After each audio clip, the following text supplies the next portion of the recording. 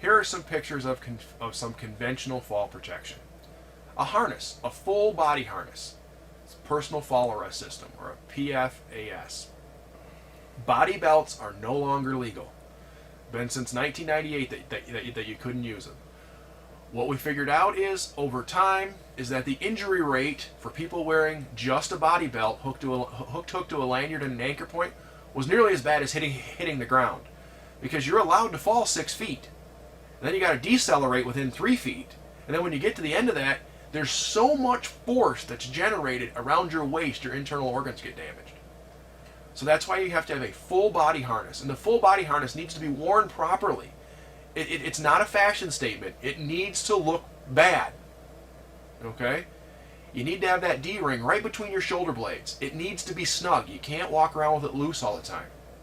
The idea with these things is when you do fall, it puts most of the load into your hips, which is the major core of your body. And then you can kind of sit into that harness as you fall. It's still going to be a lot of load. It's still going to be a lot of force, but you have to wear a full harness. Guardrails. One of the most easy ways to protect people from falls. Just put a guardrail up on that open side, or put a guardrail up like you see around the stairs there. Safety nets. If you choose to use a safety net, it's a great it's a great method of protection, and you'll see the requirements and where you might use a safety net. Fall protection planning. You have to plan the fall protection system before you start work, and it has to be in place before you start work. You can see these guys are doing some leading edge work. They're right up against the edge, and they're sheeting the deck of the house. You can see the red arrows pointing to his lanyard that's anchored back that won't allow him to reach the edge and fall over. This would be not necessarily classified as fall protection, but it would be classified in that area. It's more of a positioning device. It won't let him get to the edge. Personal fall arrest system. What does it consist of? It consists of an anchorage that's going to lock down somewhere, and we'll see that that anchorage has to be able to support 5,000 pounds per person that's attached to it. A lifeline, a body harness, D-rings, and locking snap hooks. The snap hooks have to lock. So all of that comes together to create that whole system. You must train employees on how to use this system. Some of them aren't very intuitive, and you may not be able to figure out exactly how it works right away. Lifeline anchorage must be independent from any other platform anchorage and capable of supporting at least 5,000 pounds per worker. So if we had multiple guys on this skyline, everyone would be an added 5,000 pounds. Why such a high number? Because of the momentum. When a person falls, they could fall up to 6 feet, and then they got 3 feet to decelerate. There's going to be a lot of momentum generated at the end of that fall.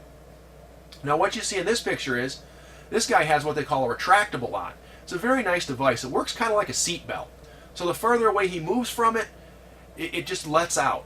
And the closer he gets, it retracts it back up. So you're not maybe tripping over the lifeline all the time. These things, most of them will only allow you to fall about 2 feet. But they are somewhat heavy. This one, all the weight is hanging on the lifeline. They do make retractables that will go on your back, but they tend to get heavy over time. Now, as you see in this picture, there's a white line. That's actually a rope that's hooked to that retractable. That is actually a rescue line.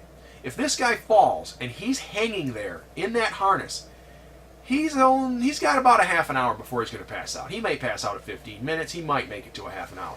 But the idea is this harness, it's not something you can sit around in for days and days hanging there. You have to be able to get this guy from that fallen position, get him back to safety. So they're going to use this rope to pull him back. But the idea is, anytime you put somebody in a harness, they need to be trained on how to use it. It needs to be inspected to make sure it works properly and it's not damaged in any way. And you also have to have a rescue plan. Everybody's got to be trained on the rescue plan. So what if this guy falls and he's hanging there? Are you going to put a ladder up underneath of him so he can get down? Or is that not a possibility? Are you going to use a boom to get up to get him down? But they can't hang there forever. So you got to have a rescue plan. Putting people in a harness is more of an active, involved process. They're fairly flexible and easy to use, but there's more to it.